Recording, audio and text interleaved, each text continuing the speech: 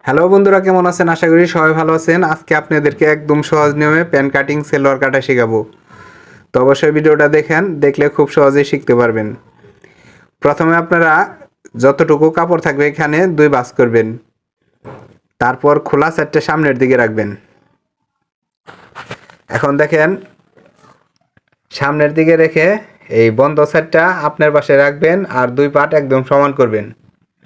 উপরে একটা দাগ দিবেন, যদি কাপড় সমান না থাকে তাহলে সমান করে একটা দাগ দিবেন। তারপরে 2 ইঞ্চি নিচে একটা দাগ দিবেন। এটা হলো রাবারের গাঁটের জন্য। তারপর আপনার লম্বার মাপটা নিয়ে নেবেন। এইখানে হবে 38, দেখেন এখানে 38 লং, আর 38 থেকে 2 ইঞ্চি বাদ দিবেন, 36-এ দাগ দিয়ে নিলাম।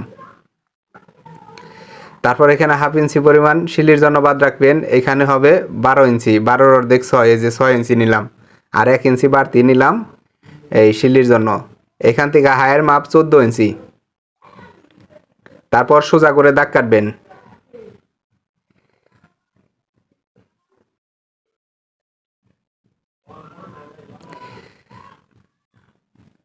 তারপর আপনার এখানে নেবেন 14 ইঞ্চি, এইখানেও নেবেন 14 ইঞ্চি। তো বডি যদি 40 থাকে এখানে 14 নিলেই হবে। তারপর সোজা করে দাগ কাটবেন। তারপর এই যে এইখান থেকে এই যে বাড়তি যে দাগটা, এই দাগের থেকে এভাবে দাগ দিবেন।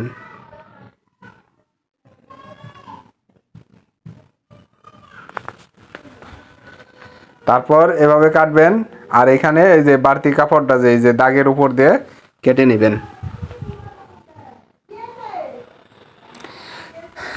তারপর এখানে একদম সোজা করে কাটবেন। এখানে দেখেন কলি হবে, যে কারণে আপনার এখান থেকে একদম সোজা করে কাটা হলো। তো যাদের বুঝতে সমস্যা হবে অবশ্যই কমেন্ট করবেন, সেই কমেন্ট ধরে সুন্দর সুন্দর ভিডিও দেব, ভিডিও দেখে কাজ শিখতে পারবেন।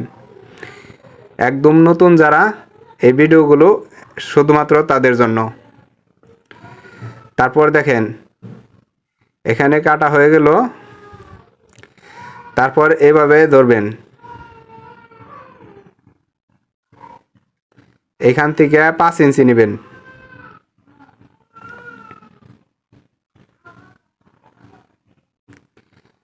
আর এইখান থেকে 8 ইঞ্চি আছে, এখান থেকে 8 ইঞ্চিতে দাগ কাটবো।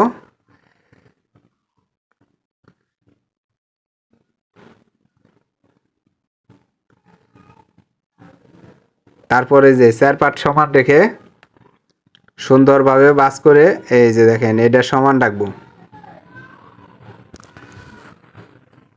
তারপরে এখান থেকে 5 ইঞ্চি,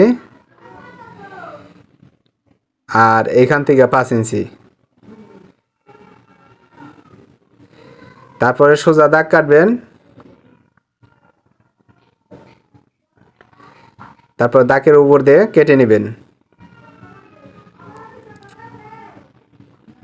তো হয়ে গেল, নিচের যে 2 ইঞ্চি পরিমাণ বর্ডার হয় সে বর্ডারের কাপড় হয়ে গেল। আর এখান থেকে দেখেন, এখান থেকে যে বাকি কাপড়টা আছে এখান থেকে আপনার কল্লি কাটতে হবে। তো এই যে এখানে 2 পাট আছে, তারপরে এভাবে ডাবল ভাঁজ করবেন।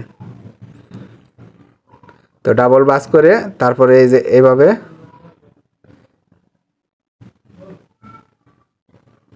কেটে নেবেন। তো দেখেন হয়ে গেল। তো অবশ্যই বুঝতে পারছেন, আর যাদের বুঝতে সমস্যা হবে কমেন্ট করবেন। ধন্যবাদ বন্ধুরা, সবাই ভালো থাকবেন। আর যদি ভালো লাগে অবশ্যই চ্যানেলটিকে সাবস্ক্রাইব করবেন।